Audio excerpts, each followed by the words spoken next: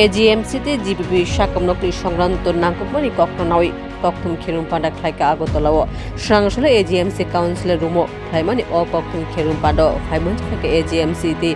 GBP সাকামনকli principal সাকামনকli পরিষেবা সাকনাইমাইয়া প্রীতি juda juda প্রশাসনিক কক্টনাwi সুপুই কক্সলাইকা সাকামনকni কর্তৃপক্ষনি yangti tabuni tomungte বসকানি শালনি কক্তাবনি কগো juda juda information tisharongka rogi পরিষেবাতে bo hamkrek khlainani saknaimaiya pirote bo phangrangte sakamnokni juda juda challenge mukabila nawi belakon nangkokoni bishoy bustanga phaikya tok thonodokni juda juda sumuni answer rekha sakamnokni official lo tabu okoktung kherum pando tomotomon nangkokoni information kasai phaikya oburi phashing naikol madotoni GBP ni পরিষেবা নাওই তোতালে মেসিস্তম শাখা সাকামনকনি কর্তৃপক্ষ নাইকল মোতাবেক অবনি ফাশিং আমাদের তথ্য বলছে অনেক চুরি ঘটনা সংঘটিত হয়েছে গত মাস না মানে চলতি মাসে এখন অবধি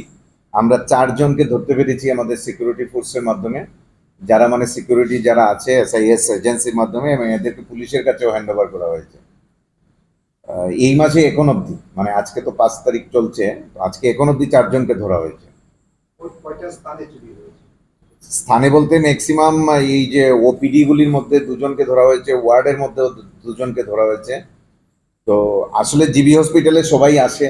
এবং এখানে কোনো ধরনের কারোর জন্য কোনো ধরনের কোনো মানে ইয়ে থাকে না মানা করা থাকে না যে কোনো কেউ ঢুকতে পারে যে কোনো সময় এবং আমরা দেখেছি যে বিভিন্ন জায়গা থেকে রাতের বেলা ইভেন কিছু লোক এসে এখানে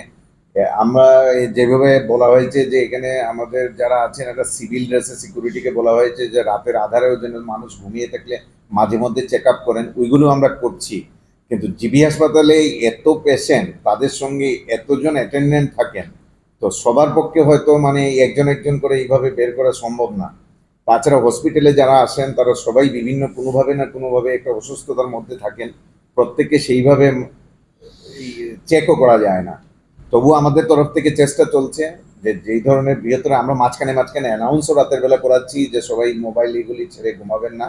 আমরা সবার কাছে আবেদন রাখবো যে অনেকে যেন যেটা কেন আমাদের ব্যুরো রিপোর্ট এশিয়ান টাইমস